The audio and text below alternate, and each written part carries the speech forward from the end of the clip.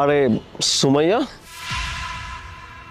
আরে মুন্না, নদী, তোরা কেমন আছিস? অনেকদিন পর তোদের সাথে দেখা। কেন দেখে বুঝতে পারছিস না আমরা কেমন আছি? দেখে তো বুঝতেই পারতেছি তোরা আসলে অনেক ভালো আছিস। তা কি অবস্থা, তোদের দিনকাল কেমন যাচ্ছে? দিনকাল তো অবশ্যই ভালো যাচ্ছে, কিন্তু তুই এখানে হঠাৎ করে আমি বুঝলাম না।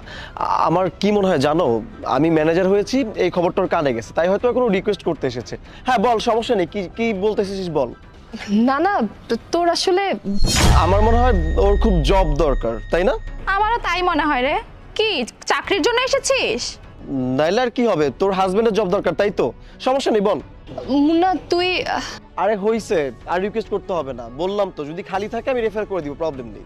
তো কি হাজবেন্ডের জন্য জব চাইতে এসেছিস? তো কোথায় তোর সে গরিব ফকির হাজবেন্ডটা? দেখতে কেমন রে? নিশ্চয় তোর মতোই গরিব ফকিরনি হবে, তাই না? একটা কথা কি জানিস, তুই কলেজ লাইফে গরিব ছিলি,